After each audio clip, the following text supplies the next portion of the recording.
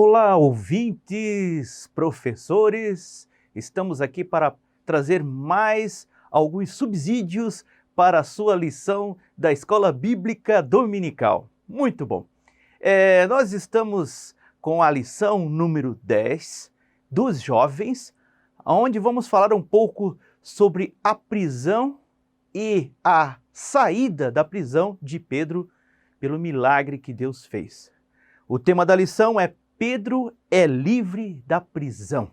É um momento agora bem propício para falar sobre prisão e liberdade, né? Muita coisa está sendo discutida hoje no Brasil, na parte de juízes, a discussão sobre a libertação na segunda instância e todos esses assuntos que estão sendo votados no Superior Tribunal, tudo isso está hoje nos jornais, né? Então, e nós vamos trazer um assunto também de libertação da prisão, só que bem diferente, mas assim, você como professor pode trazer esse assunto atual sobre essa votação, interpretação da lei sobre a libertação e não ser preso ainda na segunda instância, você pode trazer para a sala de aula para abrilhantar mais ainda a discussão sobre essa lição dos jovens, aonde que fala sobre o milagre que Deus fez quando Pedro estava preso. Muito bem. Antes de nós começarmos a falar um pouquinho sobre os subsídios dessa lição, queríamos reforçar um pouquinho de didática sobre a lição que você vai dar para os seus alunos. Como se comportar como professor, né? Nós estamos lidando aqui com um assunto histórico da Bíblia, um assunto que acontece depois do nascimento de Cristo, que está no Novo Testamento, o livro de Atos. O livro de Atos mostra todos os acontecimentos que envolvem os discípulos, ou seja, todos os apóstolos que vieram e estiveram com Jesus e vieram depois de Jesus. Como é um livro onde conta a história e detalhes da época, é muito importante você, professor, fazer com que o seu aluno consiga entender como é viver na época. Então, leve o seu aluno à imaginação, através de detalhes, através de subsídios, alguns que nós vamos trazer aqui para você nesta lição. Então, instigue a imaginação dos seus alunos. Quanto mais você realmente investir na imaginação, mais os seus alunos vão gravar em suas mentes todo o ensinamento que você vai expor a eles. Então, tente ser bem dinâmico, tente mostrar a realidade da época. Nós vamos trazer alguns detalhes aqui e faça com que o aluno realmente imagine, leve ele até a época para entender realmente como era a situação e o que estava acontecendo que levou Pedro a ser preso. O texto que nós vamos falar está no livro de Atos, capítulo 12. A lição, ela fala de Atos, do capítulo 12, do versículo 1 ao 12. Mas nós, nos nossos subsídios, nós vamos falar sobre todo o capítulo e tentar enfatizar detalhes para que você possa acrescentar na sua aula e trazer assim uma excelência no entendimento dessa passagem bíblica e para que eles possam entender a grande relevância que teve o milagre que Deus fez quando Pedro novamente estava na prisão. Ok. O livro de Atos, então, como falamos, é um livro maravilhoso. E Atos, capítulo 12, começa já com a palavra, começa com a explicação sobre o rei da época, que era o rei Herodes. Vamos ler o que diz o versículo 1. Por essa época, o rei Herodes Agripa começou a perseguir violentamente algumas pessoas da igreja. Herodes. Vamos falar um pouco sobre Herodes. Explicamos que Herodes não é um nome, mas sim um título. Existiu vários Herodes na Bíblia e alguns estão nos evangelhos. Existiu Herodes desde o nascimento de Jesus, a morte e agora no livro de Atos. Mas quem era esse Herodes Agripa? Esse Herodes Agripa, ele era neto do Herodes o Grande. Herodes o Grande era o Herodes na época onde Jesus nasceu. Quando Jesus nasceu, a região da Judéia era comandado pelo Herodes chamado o Herodes o Grande. Isso mesmo, aquele Herodes que mandou matar todas as crianças, né, todos os bebês, tentando com isso matar o Messias, Jesus Cristo. E naquela época, então, Deus falou com José, né, e Maria para que eles fossem para o Egito e saíssem desta região aonde o Herodes o Grande era o governador e tinha ordenado a matança das crianças. Então, os Herodes é uma geração de líderes chamados de tetrarcas. Isso mesmo, uma geração de Herodes. Herodes, que está aqui no versículo 1, Herodes Agripa, é o Herodes Agripa I, porque você também vai ter o Herodes Agripa II. São descendentes. Então, aqui fala que Herodes começou a perseguir a igreja violentamente. Infelizmente, as histórias que estão registradas dos Herodes não é boa. Herodes, toda a sua descendência, eles como governantes não deram um bom exemplo, eles eram violentos, arrogantes e muitos tiveram um fim trágico, muito trágico. E esse Herodes Agripa também teve um fim, nós vamos falar um pouco mais à frente. Como Herodes era um político, e só lembrando que na época Israel era dominada pelo Império Romano. Era um dos locais onde Roma tinha dominado. Então Israel como se fosse uma colônia, né? Ela simplesmente era utilizada por Roma para realmente tirar impostos e lucrar em cima dos judeus. E Herodes era um governador, muitas vezes chamado como rei. Ele foi colocado por César para cuidar desta região. Israel, na época, era dividido, não era a divisão que tinha no Antigo Testamento. Já existia uma outra divisão geográfica na região toda de Israel. Então você pode ver, eu vou mostrar, e você pode levar isso também para os seus alunos, você pode imprimir, né, um mapa mostrando as regiões, como era dividido Israel na época de Jesus e posterior a Jesus. Então, no primeiro século, a época ainda que Roma dominava Israel, você pode mostrar para os seus alunos que era dividido, então, em províncias. Você tinha a Judeia, você tinha a Pérea, você tinha a Galileia, você tinha a Fenícia e assim por diante. E Herodes, este Herodes aqui, o Agripa I, cuidava da região da Judéia, que você pode ver que é uma região bem grande, né? Uma região extensa de Israel, onde se localizava também a cidade de Jerusalém. Jerusalém ficava na Judéia. E Herodes Agripa, ele era então o governador, ele governava toda essa região, sempre abaixo da autoridade de Roma. Sempre abaixo da autoridade de Roma. César era como se fosse um deus.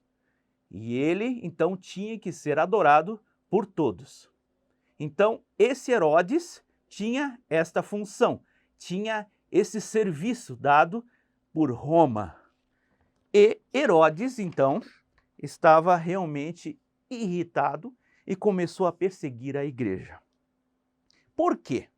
Bom, você sabe que Herodes era político e, na época, os judeus não estavam concordando com os cristãos. Eles já não gostavam das reuniões que eram feitas pelos apóstolos.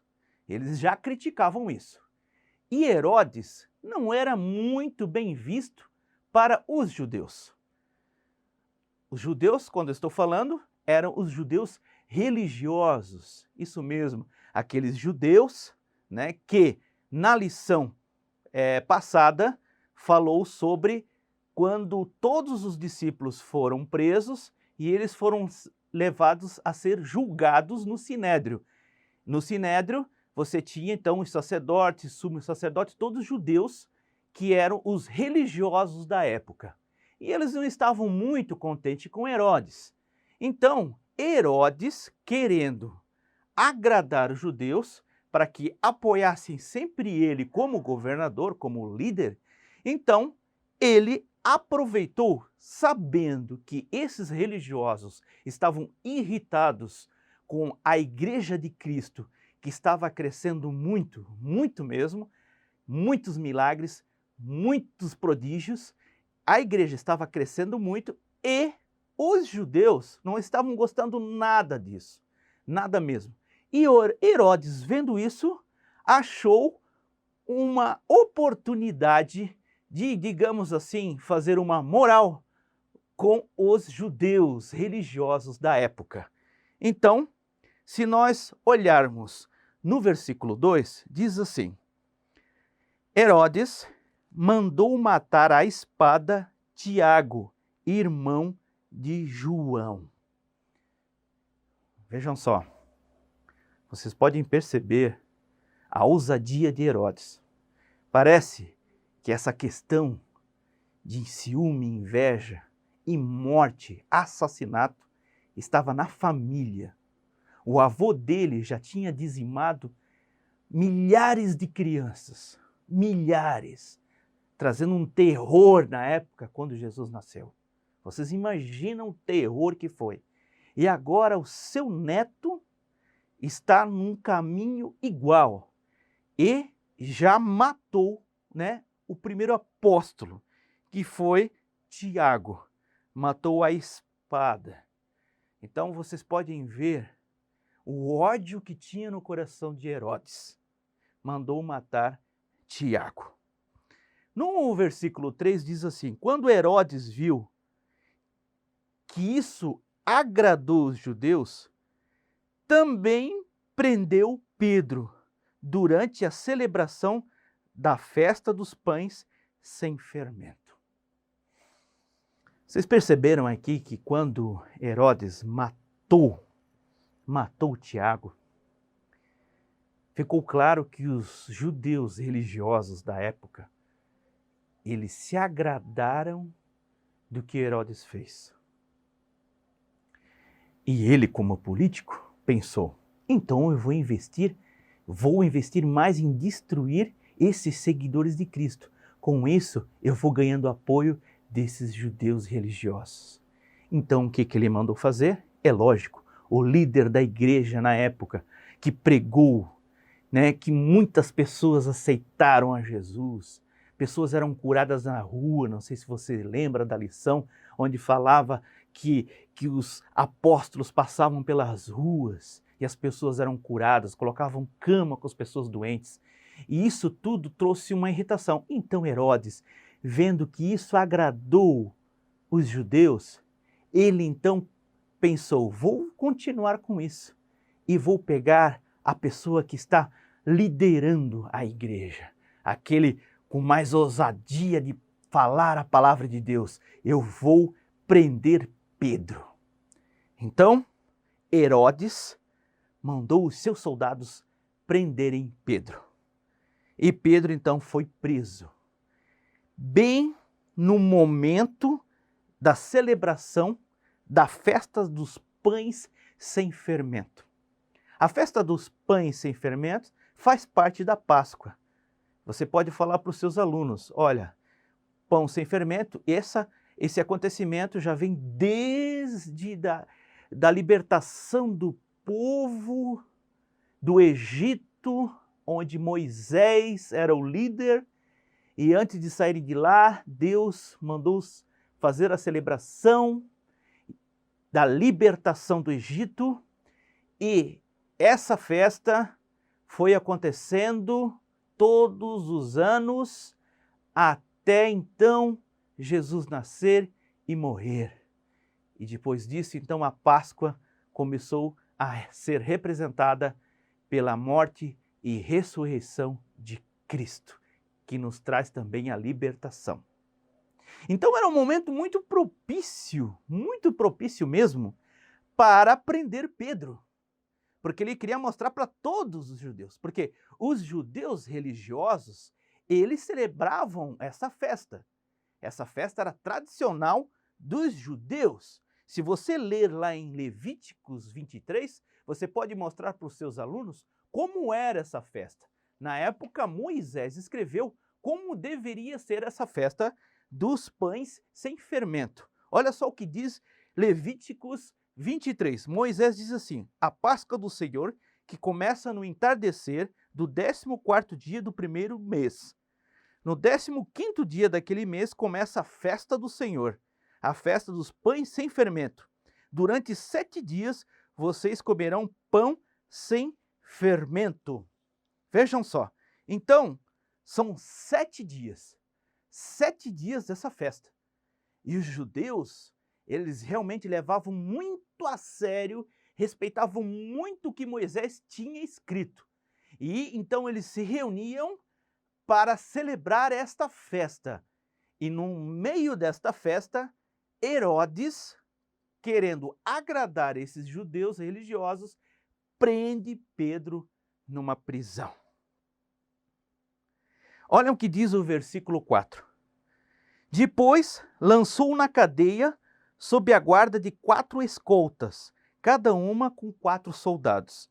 A intenção de Herodes era apresentar Pedro aos judeus para julgamento público depois da Páscoa.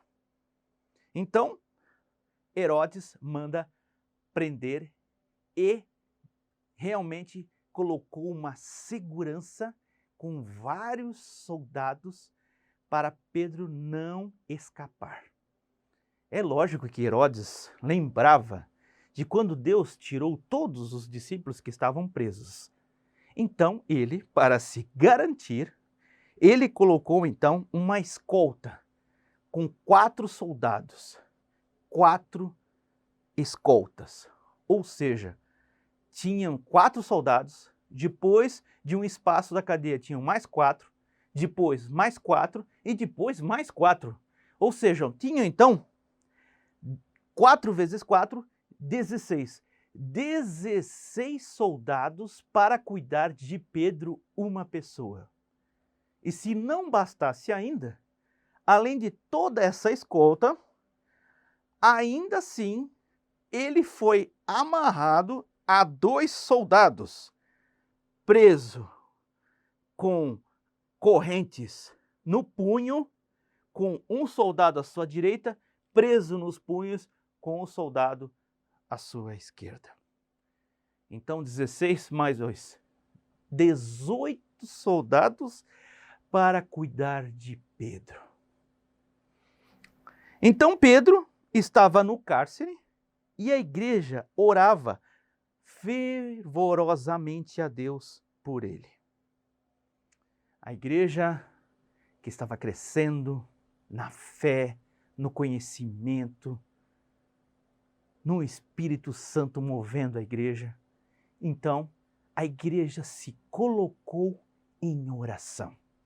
Oração para que Deus libertasse Pedro, para que ele não fosse julgado, condenado e morto. Por quê? Porque na época Tiago já tinha sido morto. E Pedro, como era o líder da igreja, Herodes sabia que ia trazer um abalo muito grande na igreja.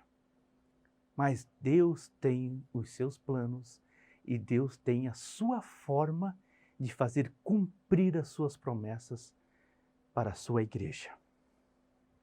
Então, de noite, olhem lá o versículo número 6. De noite, então, Pedro, ele estava na prisão, a noite antes de ser julgado, ou seja, no outro dia ele seria julgado, né? Ele dormia, incrível, mas ele estava dormindo tranquilamente. E então, de repente, uma luz, né? O versículo 7 diz que uma luz entrou naquela prisão, iluminou o local. E o anjo do Senhor quebrou as correntes, abriu elas caíram como se fossem papel. Coisa de cinema. O anjo toca e diz para Pedro colocar as suas vestes.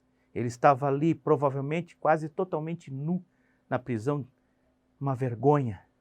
Então o anjo diz para ele colocar toda aquela roupa e a sua túnica e sair. Pessoal, isso é coisa de cinema. Eu acho que nem Hollywood conseguiria fazer uns efeitos maravilhosos que é mostrado com detalhes aqui em Atos. E Pedro, naquele momento, diz que ele não estava entendendo o que estava acontecendo. Se era realmente um anjo fazendo aquilo ou se era somente um sonho, uma visão. E eles foram passando por todos os guardas. E é lógico, os guardas estavam acordados. Mas Deus, com o anjo que mandou retirar Pedro, passava pelos guardas e os guardas nem percebiam. Então, eles chegaram aonde tinha o portão de ferro, né? O portão, ele se abriu sozinho. Quantos anos depois foi inventado o portão automático, né? Hoje você pega lá o seu controle, você pega o seu controle e abre o seu portão automático. Na época, Deus já fez isso. Os portões se abriram sozinho, parece aquelas portas quando você chega em shopping, né? Naquelas lojas que você chega e o sensor já vê a sua presença e vai abrindo as portas. Olha, quando você tem o Espírito Santo de Deus na tua vida e você vai chegando onde existem portas fechadas, a presença do Espírito é como se fosse aquele sensor. Você chega perante as portas e Deus abre as portas porque você está na vontade dele. Olha que lindo. Então não tem porta que não abre quando você realmente tem a presença do Espírito, está na vontade de Deus, fazendo o que agrada aos olhos de Deus. As portas se abrem. Olha que legal.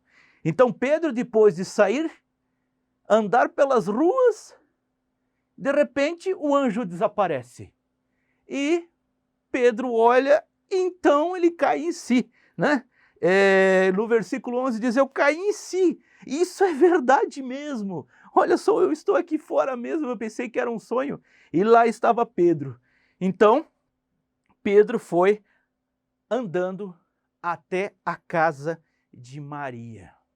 Sim, era o local aonde a igreja estava orando. A casa de Maria. Sempre tem uma irmã Maria orando, né? Sempre tem uma irmã Maria abrindo a sua casa para a oração. Olha só que lindo, né? Sempre tem um círculo de oração. Então Maria estava lá orando, né?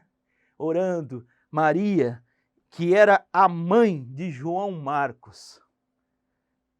João Marcos, que fala aqui no versículo 12, esse João Marcos é Marcos que nós temos como entendimento que escreveu o livro o Evangelho de Marcos. Foi esse Marcos, João Marcos, que saiu com algumas viagens com Paulo, que no começo não deu certo, Paulo nem queria mais viajar com ele, mas depois ele foi mudando e vendo realmente o que Deus tinha como propósito na vida dele. E Marcos então escreveu esse evangelho tão lindo que nós temos hoje. E foi na casa dele que Pedro chegou e bateu na porta. E quando ele bateu na porta, que fala no versículo 14, veio então uma menina atender. Essa menina se chamava Rod. Rod era uma menina muito simpática, era uma serviçal na época, e ela trabalhava na casa da irmã Maria, né? Então ela cuidava das coisas e principalmente ela cuidava da porta. Quando ela viu que o apóstolo Pedro estava na porta, e é interessante que diz que Pedro bateu na porta da frente, ou seja, ele não tinha preocupação nenhuma de se esconder, porque se a Bíblia diz no versículo que tinha a porta da frente, então é porque tinha a porta de trás. Mas ele veio na porta da frente. Porque quando Deus faz o milagre, ele faz completo. E ele veio na porta da frente, sem medo, sem vergonha de se esconder, e bateu. E Rod ficou tão empolgada em ver Pedro, que ela esqueceu de abrir a porta para Pedro. E ela saiu correndo para avisar a todos que estavam orando que Pedro estava na porta. Olha, é tão interessante que quando todos ouviram Rod falar que Pedro estava na porta, eles não acreditaram. Eles não acreditavam. Eles estavam orando para Deus libertar, mas não conseguiram acreditar no milagre que Deus ia fazer. Isso nos leva a refletir que muitas vezes nós estamos orando para Deus fazer milagres na nossa vida, milagres na igreja, milagres na sociedade, milagres na nossa cidade. E nós muitas vezes achamos que o milagre vai ser feito daquela forma que nós pensamos e muitas vezes pedimos a Deus. Mas Deus tem a forma de fazer o milagre do jeito dele, do plano dele. E eu acredito que eles não estavam orando para Pedro aparecer na porta. Eles estavam orando de outra forma, mas Deus fez da forma correta e aquilo que ele realmente quer para nós. Então Pedro aparece ali, Rod fica empolgada e eles, não, mas não tem ninguém, então deve ser um anjo. E ela insiste que é Pedro, então eles vão até a porta e veem que é Pedro que está na porta. E ficaram super admirados. E é interessante que ele fez um sinal, quando fala lá no versículo 17, Pedro faz um sinal para todo mundo se acalmar. Olha, meu cara, provavelmente eles estavam pulando de alegria no Espírito de Deus quando Pedro aparece. Eu acho que ele não conseguia nem falar, né? Então Pedro disse, pessoal, calma aí, pessoal, calma um pouco, respira fundo aí que eu preciso dizer alguma coisa, né? Então ele diz, ó, conte a Tiago e aos outros irmãos o que está acontecendo, que eu estou livre. E depois disso ele foi embora. Olha que maravilhoso. Ele fala para contar para Tiago.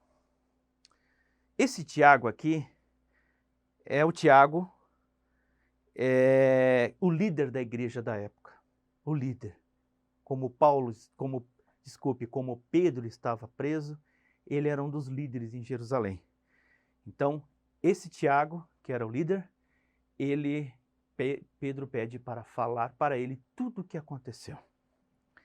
Então, ao amanhecer, Herodes manda os soldados trazer Pedro e os soldados não encontram mais Pedro. De novo, imagina o ódio de Herodes, imagina o ódio dele de não ter mais Pedro nas mãos, de novo. Isso realmente deixou ele muito irritado, tanto que ele fez o que ele mais sabia fazer, matar pessoas. Ele executou todos os soldados que estavam cuidando de Pedro. Todos os 18 morreram. Exatamente. E Herodes, então, ele depois disso, ele partiu, né, da Judéia e foi para Cesareia.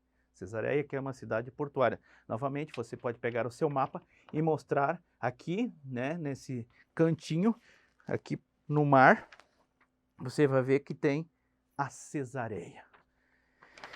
E esse Herodes, então, ele teve um final muito trágico mesmo. Se você continuar lendo, e você vai ver que Herodes, ele não estava bem, né?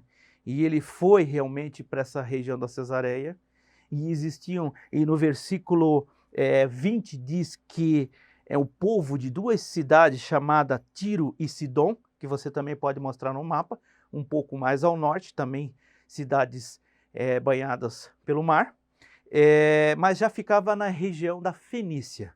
Ele estava muito bravo com essas duas cidades e ele não queria mais vender mantimento para essas duas cidades. E se não vendesse, eles não tinham como ter digamos assim, essa exportação de material e alimento. E isso ia trazer grandes dificuldades para as cidades. Então, os representantes dessas cidades vieram a Herodes pedir, né, clamar para ele, para que ele se acalmasse. Então, se você olhar, ele pediu uma audiência com Herodes. E eles usaram um dos empregados de Herodes, chamado Blasto, que era assistente pessoal do rei, para fazer esse meio de campo para falar com Herodes. Eu acredito aqui que já rolou até uma propina, né?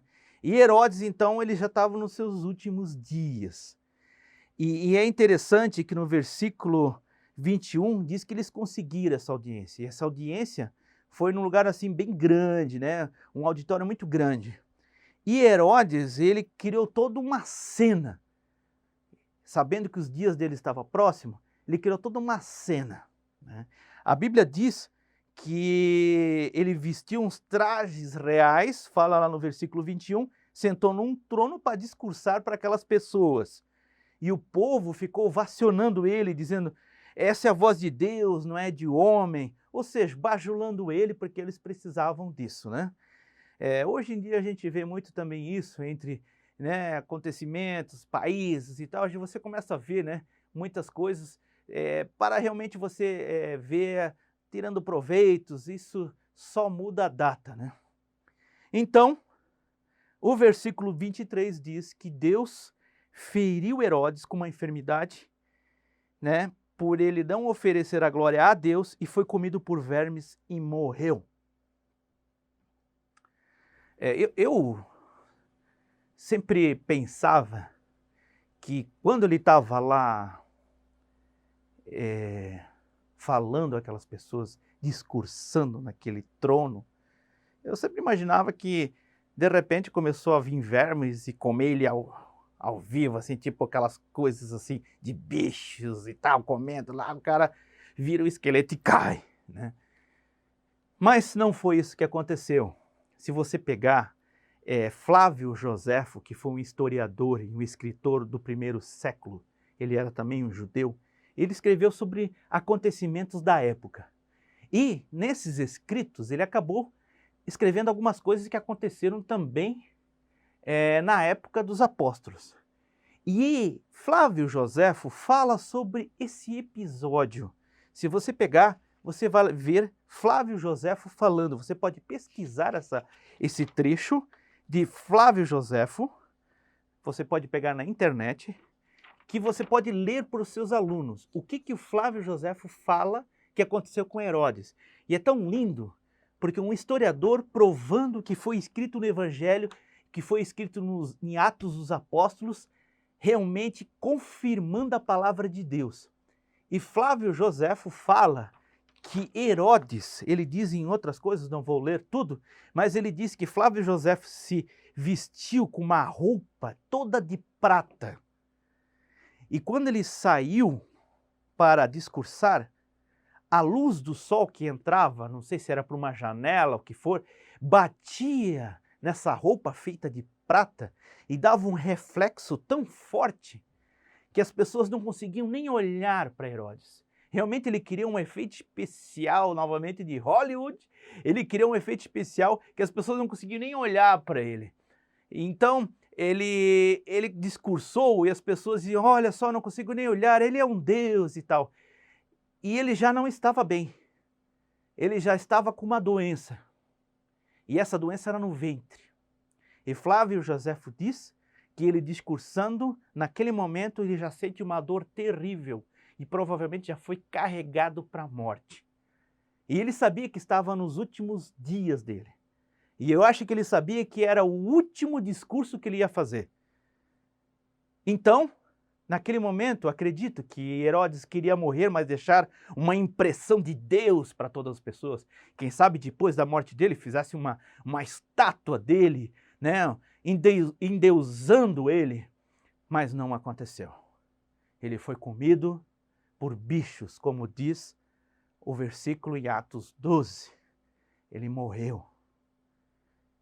E o que ficou nos registros das histórias foi os atos terríveis que ele fez. E ele era um homem poderoso, um homem rico, enquanto Pedro, um pescador, sem instruções, sem escolaridade na época, pobre, mas com Deus na vida dele, com a presença do Espírito Santo, ficou registrado como líder da igreja, aonde que Deus manda um anjo tirá-lo da prisão. Olhe a diferença. A diferença não está no seu título, não está no seu dinheiro, no seu poder. A diferença é a quem tu serves e quem está no teu coração e quem habita a tua vida. Amém? Professores, que eu possa ter ajudado com esses subsídios, que você possa levar esses subsídios para a sua sala de aula, lembrando sempre em instigar a imaginação dos seus alunos e que realmente possa fazer diferença na vida deles. E eu sei também que faz na nossa, porque a palavra de Deus é maravilhosa. Então eu quero encerrar dizendo que Deus abençoe a sua aula e que realmente você possa transmitir esse milagre que aconteceu com Pedro no início da igreja e que possa realmente isso fortalecer a nossa fé em Jesus Cristo. Um abraço e até a próxima lição.